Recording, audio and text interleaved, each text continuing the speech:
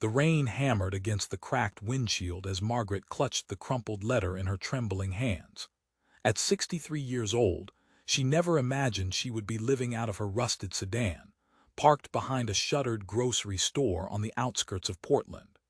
The letter had arrived at the homeless shelter where she occasionally stayed, forwarded 3 times before finally reaching her.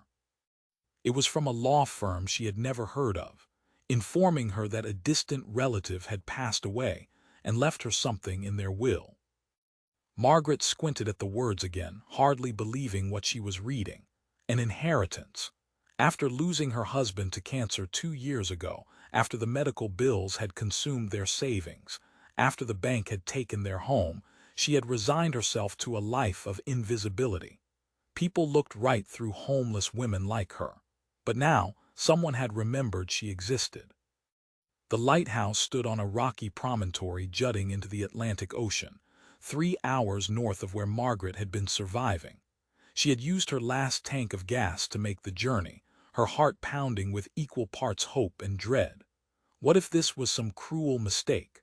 What if the inheritance was nothing more than a pile of worthless rubble? As she pulled up the winding gravel road, the structure came into view. The lighthouse was old, perhaps 100 years or more, its white paint peeling away in long strips that revealed weathered gray stone beneath. The attached keeper's cottage sagged slightly to one side, its windows dark and unwelcoming. Seagulls circled overhead, their cries mixing with the constant roar of waves crashing against the rocks below. Margaret stepped out of her car, the salt air immediately whipping her gray hair across her face. She had dressed in her cleanest clothes for this moment, though they were still wrinkled from being stored in garbage bags. The lawyer had given her a key, an old brass thing that felt heavy in her palm. Her hands shook as she approached the weathered wooden door of the keeper's cottage. The key turned with surprising ease, and the door swung inward with a prolonged creak. The smell hit her first, musty, damp, tinged with salt and something else she could not quite identify. Margaret stepped inside, her eyes adjusting to the dim interior.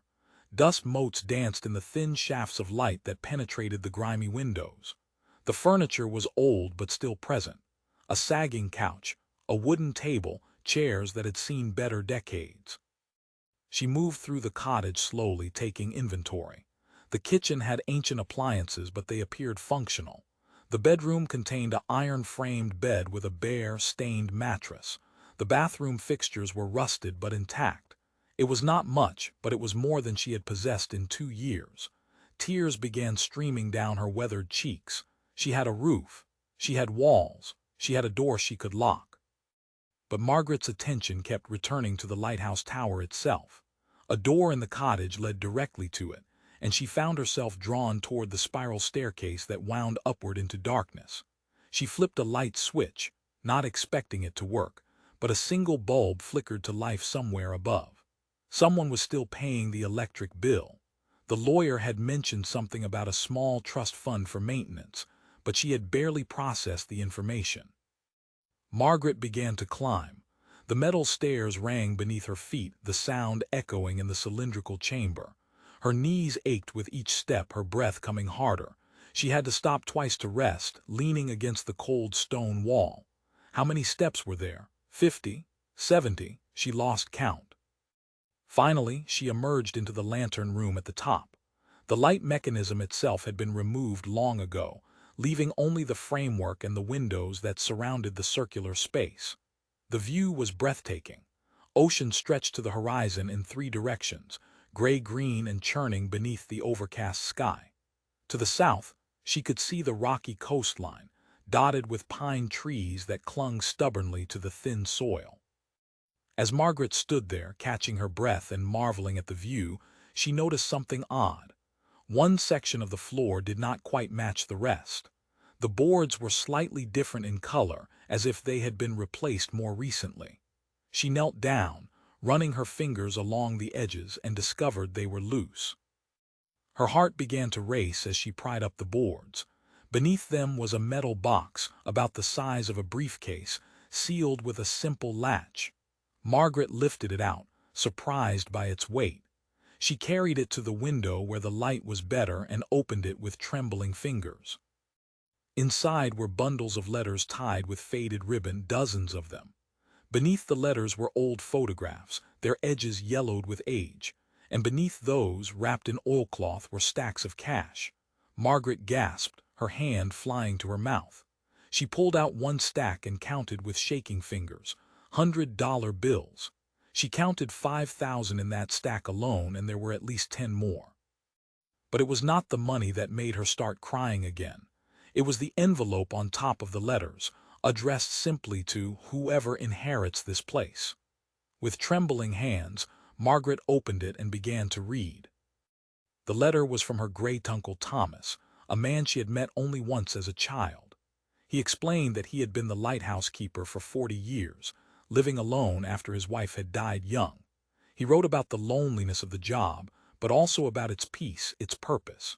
He had saved money his entire life, never having much use for it in his isolated existence. He had no children, no close family, but he had followed Margaret's life from afar through occasional letters from her mother. "I heard about your troubles," the letter read in shaky handwriting. "I heard about your husband's illness and what came after. I wanted to help, but I was too proud and too isolated to reach out while I was alive. So I am leaving you this place and what little I saved. It is not much, but it is yours. You deserve a safe harbor after the storms you have weathered. The lighthouse no longer guides ships, but perhaps it can still guide you home." Margaret sobbed openly now, clutching the letter to her chest. A stranger, a relative she barely knew, had thought of her in his final days, had left her not just money but a home, a purpose, a reason to keep going. Over the following weeks, Margaret began to transform the lighthouse. She used some of the money to make essential repairs, to buy cleaning supplies and fresh paint. She scrubbed every surface until her hands were raw. She replaced the mattress, hung curtains in the windows, planted flowers in boxes outside the door. The cottage slowly came back to life. She discovered more of her great-uncle's story in the letters hidden in the box. He had been a poet, writing verses about the sea and solitude that had never been published. He had been an amateur naturalist, documenting the birds and seals that frequented the rocks. He had been a man of simple needs but deep thoughts, content with his solitary existence but aware of its costs. Margaret began writing too, sitting at the kitchen table with a notebook she had bought in town. She wrote about her journey from comfortable middle-class life to homelessness, and now to this unexpected sanctuary. She wrote about her husband, about their love story and its tragic ending. She wrote about the kindness of strangers and the cruelty of systems that failed people like her. One day, a young woman appeared at her door. She was a journalist from a regional magazine, having heard through the town grapevine about the homeless woman who had inherited the old lighthouse. Margaret was hesitant at first, but something about the woman's genuine interest made her open up. She told her story, showed her the letter from her great-uncle, explained how this place had saved her life. The article that resulted brought unexpected attention. People began visiting, not as tourists but as pilgrims of sorts. Other homeless individuals, people facing foreclosure, those who had lost hope. Margaret found herself offering them what had been offered to her: a listening ear, a cup of coffee, proof that circumstances could change. She used more of her great-uncle's money to establish a small fund, helping people in crisis with rent payments or utility bills. She could not save everyone, but she could help some. The lighthouse, which had once guided ships safely to shore, became a different kind of beacon. Margaret never forgot what it felt like to be invisible, to be dismissed, to sleep in a car and wonder if tomorrow would be the day she simply gave up. That memory kept her humble and kept her generous. She had been given a second chance by someone who understood suffering and isolation. Now it was her turn to pass that gift forward. As she stood in the lantern room at sunset, watching the orange light paint the waves, Margaret felt something she had not experienced in years: peace. She was home, not just in the physical sense, though that mattered immensely, but in a deeper way. She had found her purpose again.